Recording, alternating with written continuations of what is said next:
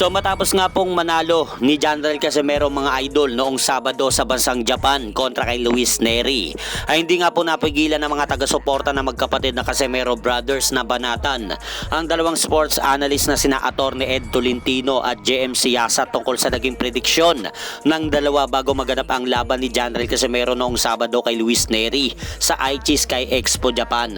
Dahil kung matatandaan, sinabi nga po ni Attorney Ed sa naging panayam nito sa sparring session by JM Siyasat, sinabi niya na walang kapag-asang manalo si Cuadro Alas kay Luis Neri sa laban dahil wala daw ka game plan at kahit ni leche plan daw ang kampo ni General Casimero dahil parang pupunta lang daw ito sa laban upang makipagsuntukan kay Luis Neri sa ibabaw ng ring. Kaya ang banat nga po mga idol ng mga taga-suporta ng Casimero Brothers, ngayon po daw sabihin nila Attorney Ed Tolentino at JMA Sports Analyst JM Siyasat ang mga pinagsasasabi nila sa magkapatid na Casimero Brothers na walang game plan ang mga ito.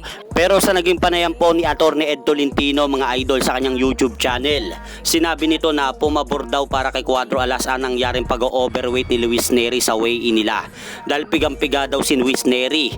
Kumbaga pagkakataon na daw ni Casimero sunggaban ang kalamangan nito sa Meksikano. Pakinggan po natin mga idol. Now, in our analysis of this fight, mga kaibigan, analysis, not prediction. Hindi ko alam kung bakit hindi nyo maintindihan ang diferensya ng dalawang termino. Nilabas po natin ang kalakasan at kainahan ng dalawang boksingero. Ang sinabi natin dito, this is going to be a fun fight. Unahan na ito. Wala nang science dito. Kung sino muna makatama, well and good. Casimero can knock out Neri. Neri can knock out Casimero. Ang paborito po sa pustahan dito, dyan sa Japan, ay itong si Luis Neri. Sapagkat mas familiar siya sa mas mabigat na timbang. Ang problema, nagbago po ang complexion. Sapagkat ito nga overweight and forced to undergo rehydration. This was the perfect opportunity for Casimero to take advantage. By undergoing rehydration, after being overweight, Neri made himself ripe for the kill. Kaya tama lang na binomba agad siya ni General Casimero right in. Pero sa huli mga idol, binati pa rin po ni Attorney Ed si General Casimero sa pagkapanalo nito noong Sabado kay Luis Neri. Pero si JM Siyasat mga idol ay hindi nga po nito masabi-sabi na nagkamali siya sa kanyang prediksyon. Pakinggan po natin yung naging panayam nito sa kanyang YT channel. The performance of General Casimero.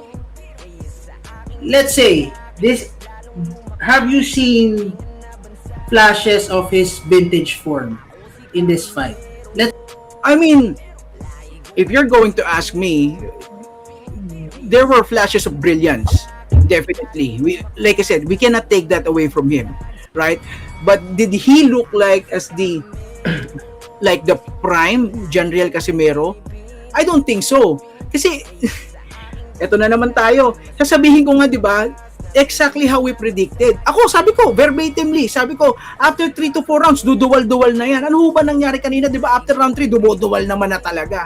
Kasi nasa conditioning yun eh. Di ba? He was starting to lose steam. Now, the young Casimero, the prime Casimero, the tip-top shape Casimero, hindi mo makikita yung ganon na starting to fade as early as round 3, round 4.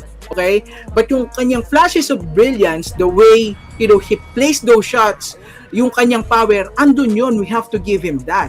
Pero we cannot say that it's, 100% reminiscent of his old self. Kasi unang-una, 37 naman na yung tao. 'Di ba?